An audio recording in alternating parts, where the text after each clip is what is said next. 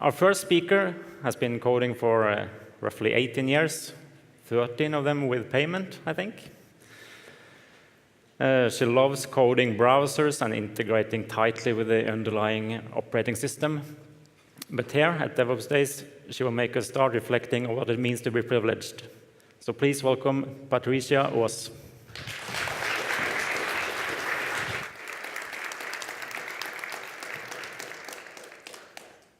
Good morning. My name is Patricia Aas, and the talk today is going to be Deconstructing Privilege. And it's going to be quite an interactive talk, not so much as that you have to do something, but you have to think about yourself and your own life. So the first thing I'd like you to think about is going to the hairdresser. How do you feel about going to the hairdresser? Something that freaks you out? Probably not. Maybe sometimes you've had a bad experience, like you had a bad haircut. But for some people, going to the hairdresser is scary, especially for trans men. Trans men have experienced, and there have been several episodes of trans men being attacked physically or verbally by the hairdresser because the hairdresser thinks that they are trying to get a fancy haircut or a cheap haircut because male haircuts are cheaper than female haircuts. But not only that, trans people in general have often a difficult relationship with the hairdresser because all through their lives, this has been the one thing that they could change about their bodies to reflect their inner identity.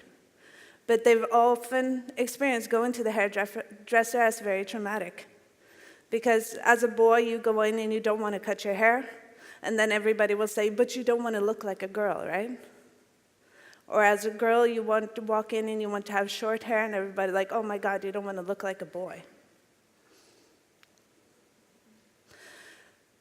Planning a vacation.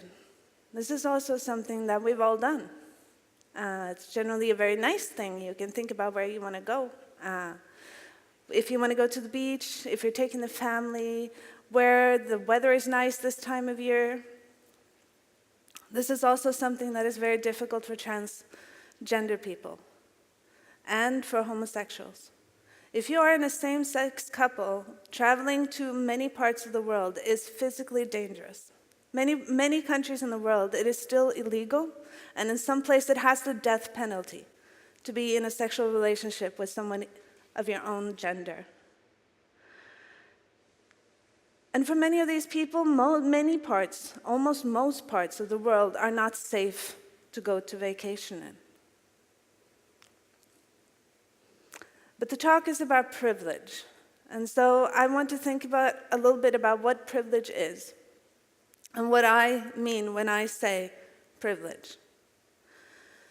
Most people that you know have experienced hardship.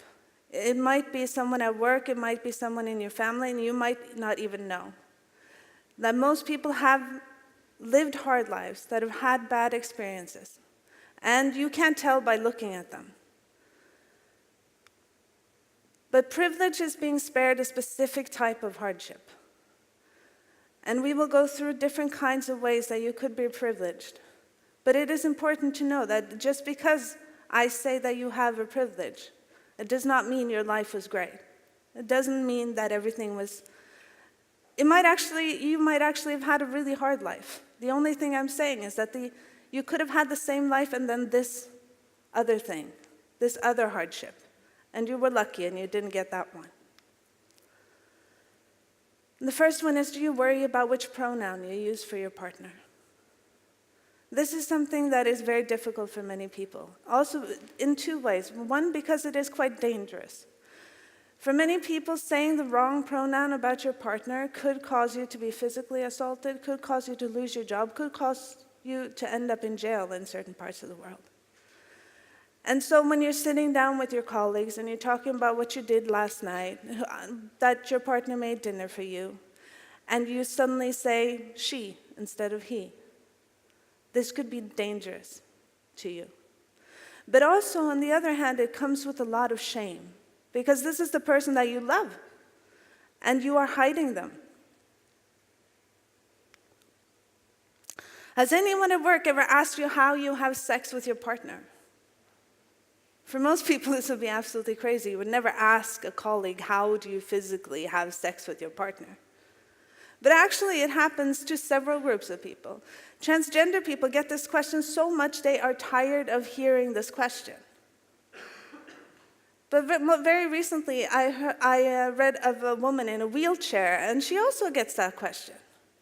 How do you physiologically have sex with your partner? Now, this is a question you would never ask most people. But for some reason, it's socially acceptable to ask certain people this question. Has anyone at work ever commented on your weight? Said maybe, you know what, you're getting a little bit fat. Or maybe even calling you names. Actually, you could also turn it the other way. Maybe you lost a lot of weight. Maybe people start commenting on that, like, you know, are you anorexic? Are you bulimic? People start watching what you eat. Has anyone at work ever asked you what your genitalia looks like? This is getting quite extreme, right? You would think that, yeah, nobody does this. But this happens a lot to transgender people. People, for some reason, think it is okay to ask a transgender person what their genitalia looks like, which is a crazy thing because you don't know this person. Why would you ever ask this question? Has anyone ever shushed you in a meeting? This happens to women a lot. It happens to women a lot, so much so that I've been shushed tons of times in my career. But I've never actually seen a man be shushed in a meeting.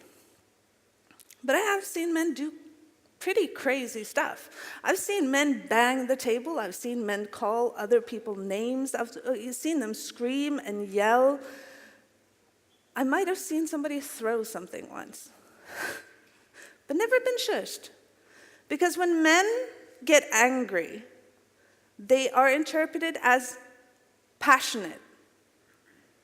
When women get a stern tone, just a tone, not even raising our voices, we are told to calm down.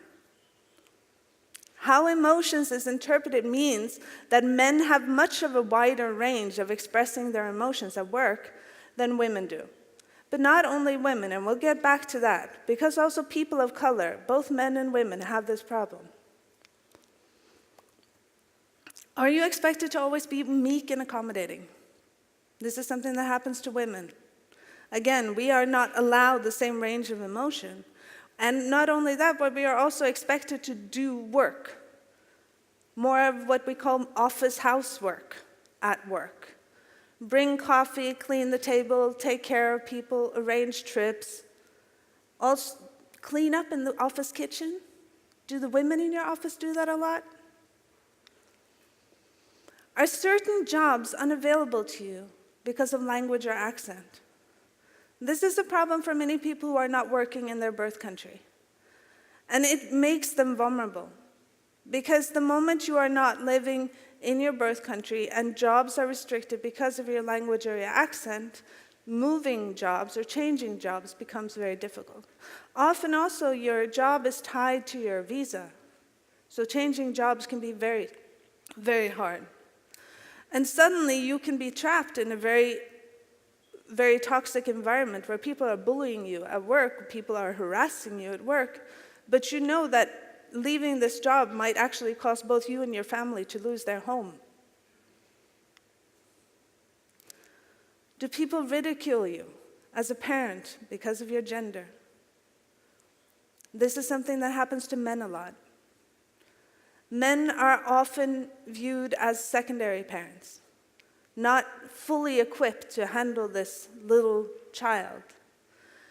And people make jokes about men not being good parents, which is very hurtful because a lot of men are trying to be as involved or more involved than their partner in their children's lives.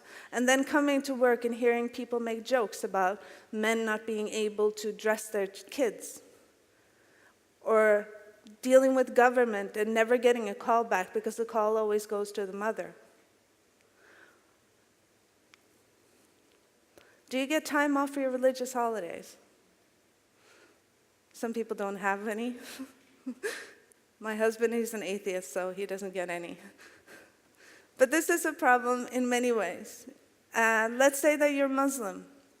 In Norway, you will get all of the Christian holidays off, and that's fine. And you might even be able to get your Islamic holidays off. But you won't get double pay working on your own holidays, but you would if you're working on a Christian holiday. But even worse, let's say that you're working through Ramadan. Are you getting the support that you need from your colleagues at work? Considering how rough it can be, especially in Norway, where Ramadan can go from really, really early in the morning until very, very late at night. Do people refuse to use your name and instead use a painful name? And a painful name, you can imagine maybe a name that a bully called you when you were a child, and then you would have to go to work, and people use this name. This is a very painful thing that happens to transgender people. They call this event dead naming. It is the concept of people using the name they had before their transition. This is a very painful thing for most transgender people. And sometimes it is built into the technology. Let's say that you transitioned at work and you have commits under your old name. And then suddenly one day you just do git blame on something. And we all do that all the time when we think, okay, who did this stupid thing? And then you do git blame and it's always you.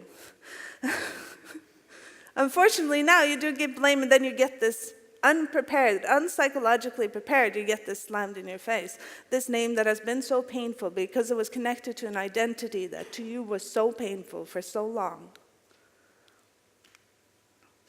Have you ever worried about whether you can attend an event at all? These are some really beautiful stairs. But you don't have to have that many steps before it is impossible to enter in a wheelchair. One step is enough. And the humiliation of arriving at a venue and not being able to go in is heartbreaking. But not being able to attend an event is also something that happens to women a lot. Many events are at night, many events involve alcohol, and many women will choose not to attend events, specifically to avoid being around their own colleagues while they get drunk. Because when people get drunk, stuff comes out, stuff that you don't want to deal with tomorrow. Women avoid going to professional events because they are afraid of being harassed by the people they work with. And afterwards, walking home alone, because that's also a thing about professional events. Women attend them by themselves. And so they have to go home. So where it is in the city, what time of day, all sorts of things like that will factor in. But transgender people will also worry about, am I able to go to the bathroom there? Is there a bathroom there that I can safely go into? Has anyone ever asked you if you belonged at an event? Maybe asked you if you were staff, or asked you if you were from sales. Women are often interpreted as not being not technical, but they're not the only ones. Many places in the world, if you have dark skin, people will think that you are working at the hotel rather than attending the event. If people constantly assume that you are less capable, this builds up over time. There are many different kinds of examples of privilege. These are just some. Sexual orientation is the type of privilege where a heteronormative culture has taken over the world. Everyone will assume that you have a heterosexual partner, you have a partner of the opposite gender. And if you do, then nobody will question it. But the moment you have something that breaks, then people will suddenly think that invading your privacy is something they're allowed to do. Gender identity, and this is something that is important for people to realize, that gender identity means what gender do you identify with? If you identify with the gender that you were assigned at birth, that is called cisgender. Cisgender is the easy way. If you identify with your birth gender, that is generally an easier path in life. But if you are identify with a different gender, maybe the opposite gender, or no gender at all, which is called non-binary, you're generally called transgender. And it is one of the most dangerous things in the world. Dangerous, I mean, in the US, being transgender, or even worse, being a transgender person of color, they have a life expectancy in their 30s and 40s. It is very dangerous. And then you have gender. Gender today is if you're male, you will generally have more privilege. But that's not always the case, like we saw with children. As a parent, being a man is not a privileged position. But in most cases, being a man is easier than being a woman or non-binary. And then you have racial and ethnic privilege. And of course, this is massive. We could do a whole day on this. But I want to bring up one specific one. And that is black men. Black men can never be angry. Black men can never be angry because people become afraid of them. And like I said before about restricting your emotional range, this is, if you start thinking about black men you work with, you'll very soon realize that they are extremely nice, extremely soft-spoken, and are really the kindest, gentlest people you've ever been around. And that is because there is very little wiggle room for a black man to express feelings in the workplace. And then we have ability. And I've talked a little bit already about physical ability. So let's talk a little bit about mental health, but also about mental disabilities. We have a lot of people in our community that are autistic, on the high functioning range of autism. And people in the high functioning range of autism still have certain things that they need to be accommodated in the workplace. And this could be that they are troubled by sensory issues, like too loud noises, or too much social interaction. So when someone who is in the high functioning range of autism might actually ask to have a separate office. This is often not socially acceptable, like why should you have a separate office? Who do you think you are? But this might be something they need to do to be able to function. And then you have age. For some reason, we're in a business where we think that more experience makes you worse or something. Especially in this complicated field where we constantly have to learn. I'm not exactly sure how the accumulated knowledge of 20 years will make you worse. But then you have something called passing privilege. And passing privilege is something that I have. I was born in Norway. My mother is Norwegian, my father is Latin American, and I am the whitest person you've ever seen. That means I can pass for white. But I grew up with a bunch of kids, and I was the only one that was totally white. And a bunch of these kids, they were all half Norwegian, half Latin American, just like me. And they all experienced racism, all through our lives, from when we were children until we were grown up, both from other kids and from adults, since we were children. This didn't happen to me because I was white. And it got to the point where when I was in high school, I had a friend who was a nationalist. Nationalist is the code name, right? But for him, I was different. And this is something that you should watch out for, because this is the kind of language that they use.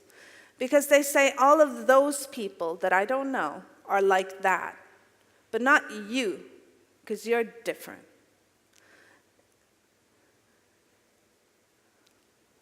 I have many other types of passing privilege as well. For example, I'm married to a man. This means that nobody will ever ask me what kind of sexuality I have. It's a feature. But there's another part of this, and it's called intersectionality. Intersectionality is when multiple of these identities accumulate on top of each other. So let's say that you are a man and you are a person of color. or you are a woman and you are disabled. If you want to think of this as math, you can think of privilege as being a number that is either less than or above 1. And then you can start multiplying them together. Anything that is high privilege is over 1. Anything that is low privilege is under 1. Meaning that the more you have of the privileges, the better it is. And the more you have of the not privileged things, the worse it is.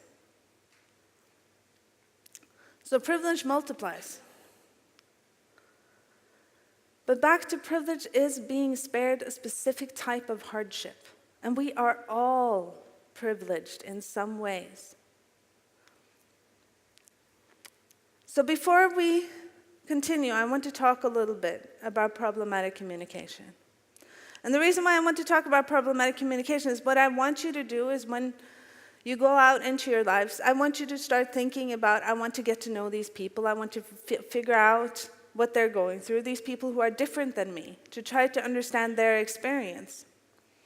But when you're doing that, I want you to keep your eye out for problematic communication on your own part and on people that you see.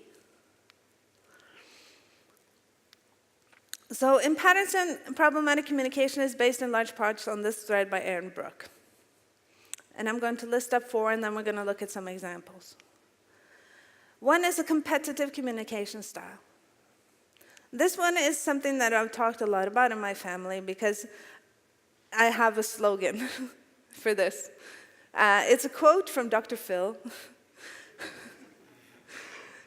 It basically says, do you want to be right or do you want to be married? Because the point of a competitive communication style is that you are not in it to learn, you're in it to win. Unfortunately, if the person you are going to win over or to defeat is your wife, this is a destructive thing. Actually, it's always destructive, but this thing could cost you your marriage. Sometimes you have to realize that this person that you are talking to is someone you love, or someone you care about, or you care about their feelings. In a competitive communication style, you're in it to win, but you rarely actually do. Another one is downplaying issues and concerns. Basically saying it's not that bad, just calm down. This is something that's happened to women throughout history, and you've seen it now in the Me Too, where people got so shocked, like, oh my God, is this happening? And it was like, and all women across the planet went, yeah. It's been happening all the time. One thing that you'll see, though, is the people who are speaking out are privileged women. The people who are being the most harassed are women with darker skin and lower skilled and lower paid jobs. But they can't afford to talk. They can't afford to speak up. Harassment, sexual harassment of women is epidemic. And so realizing that we have been downplaying the issues and concerns of other people is also a way to start thinking that I'm going to start listening to these people and believing them when they say things. And then one thing that we have already talked about is interpreting people of color and women as angry, meaning that we have very little room to express ourselves emotionally.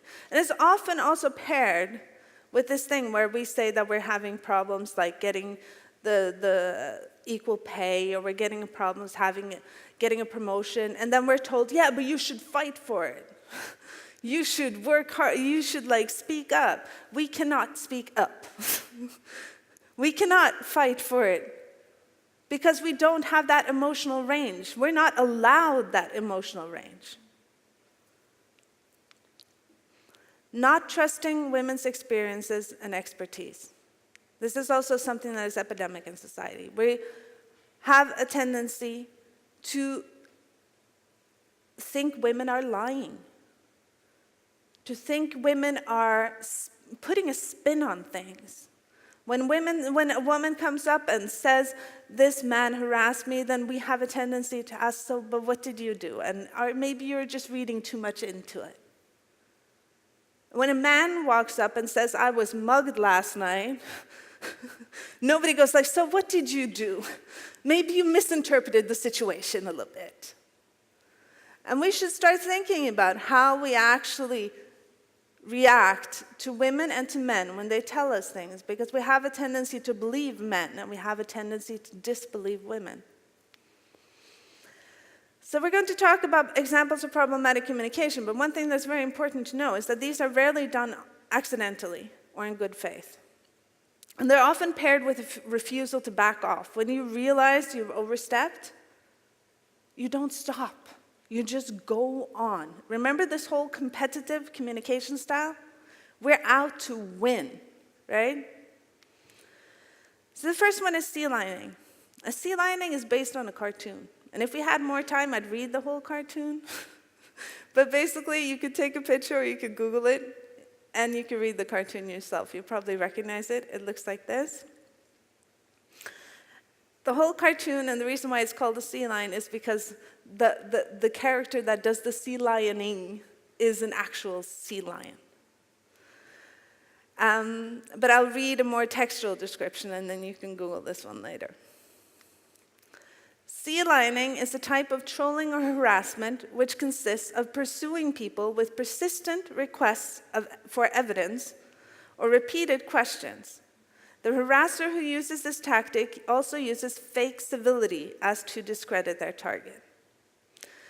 And I'm going to talk about several other techniques, but these things, they are usually used in combination. And this idea of using fake civility is also a way of contrasting. Like when you are actually making someone upset intentionally by this trolling, when they get upset and angry, then you can also go like, but why are you so angry? I'm just being very polite over here. This is also a way of controlling the emotional range of other people. And then we come to mansplaining. Mansplaining is hard because people get really caught up in the man part of mansplaining. But mansplaining isn't about men explaining things. It is a specific type of situation, and it is a specific type of interaction. And so this is from a thread, or from an article that Aaron Brooke wrote on the thread that I had earlier. The technical definition of mansplaining is when a man explains something to a woman that she already knows, or often in a condescending tone. But actually, I would take it a little bit further. It is a man condescendingly explaining to a woman her specific expertise. And I have a very, this is like a very trivial situation, but it kind of explains the issue. I had a student, a male student, who's studying computer science, and he comes to me, and you know, I've taken my master's degree. I have 13 years of paid coding. I've worked on several browsers and big, huge projects with millions of users, right? And he knows this when he approaches me. And he tells me, you know, I heard your talk about like listening to users and that you should try to empathize with them and things like that. But you know what? That doesn't work. And I'm like, okay. What do you mean it doesn't work? It's like, no, after a while, you just get tired of these people. They are so annoying. And I'm like looking this little kid up and down. He's like, he must be like 22. And I'm going like, okay, I've been doing this for 18 years. It's all right. It's all right. It works. But the thing is, this kind of confidence and condescension, thinking that I don't know what I'm talking about, even though, you know, I've been doing it for many years, and he just saw me speak. This is the kind of weirdness that you get in mansplaining, but usually a lot more, and sometimes like funny. Like men have a tendency to try to explain periods to women, which is awesome. When in pain, most people swear. And the reason why I want to say this is because it's very important to try to understand in the situation of dealing with people who have been victims of systematic discrimination their entire lives. they're angry. And this way, you can imagine that you are out chopping wood, which was my most macho example, and you chopped your leg accidentally. And, blood squirting everywhere, you're like in massive pain, screaming and yelling and swearing, right? They roll you into the hospital, and the doctor walks up, and you're screaming, swearing. He's like, oh, it's like, this is horrible. And the doctor goes, okay, you need to calm down and and talk to me in like a nice, normal, polite tone, or I can't listen to you. And you are screaming and yelling and pain and blood is squirting everywhere. It's like, no. Unless you calm down, we can talk about this thing that's going on here. And in that situation, you realize this is crazy, right? Somebody who is in actual pain will express anger, and that's normal. And if you actually want to communicate with this person and you want to learn from this person, you have to be able to see through that. Just like a normal doctor will go like, I don't care about you swearing. Which leg? You have to get through it, and this is something that people find very difficult. And that brings us to tone policing. Tone policing is drawing attention to the tone rather than content of a statement can allow other parties to avoid engaging with sound arguments presented in that statement, thus undermining the original party's attempt to communicate and effectively shutting them down. You will see this a lot, especially with competitive communication style. These people are not interested in listening to what you are saying. These people are only interested in making you shut up. And they can do that by saying, if you can't be polite about it, we can't talk about it. Or if you use this word, I can't talk to you. Or if you do this, or if you that, and they will always make something up, and you'll never actually get anywhere. Because you are not allowed to speak about what is hurting you unless you can somehow put your language in a box they accept. Of course, it's all fake, right? There's no such box. That is the whole part of a competitive communication style. There is no way that you can ever make them happy about your language. And this is, again, a type of assault, right? Because this person is totally trying to control your expression again. And that brings us to not all men, which is an example of tone policing. And this is something that men find very difficult, but it's not only men. People use this in many different cases. Not all white people is another one. All sorts of things like that. The point here is that when somebody is expressing pain, they will do so in very generic terms. Now, of course, you should know that because people have been saying this for a long time, right? You'll have a conversation with your colleagues about maybe your spouses, and then at some point somebody will go like, yeah, women, right? Not all women, right? The thing is, when people are angry and upset, they will often make these kinds of wide, sweeping statements. They know it's not all men. And when you come up and you go like, asking them to clarify this, you're basically pulling the spotlight away from someone who's in pain, who needs to express themselves, who we need to listen to, and you pull that spotlight over to yourself, and you go like, but look at me, I'm fabulous. So what does privilege mean in your day-to-day life? It means that situations that you experience as uneventful, like planning a vacation, or going to the hairdresser, or going to a party after a conference, can be hostile or even dangerous to other people. That means that people that live lives right next to you experience a lived life that is vastly different from yours. And you don't know what it's like to be them. Because privilege is being spared a hardship, and being spared that hardship also means that you don't know that life. You don't know what it's like. And it doesn't mean that your life was easy. And it just meant that this one thing, you didn't have to deal with that. But as we all become aware of our privileges, what it means is that it brings us to a point where we realize that we don't know. And we realize that we can learn by listening to other people, by trying to understand what they're going through, and trying to do our little bit in our daily lives to make this uneven playing field a little bit more even.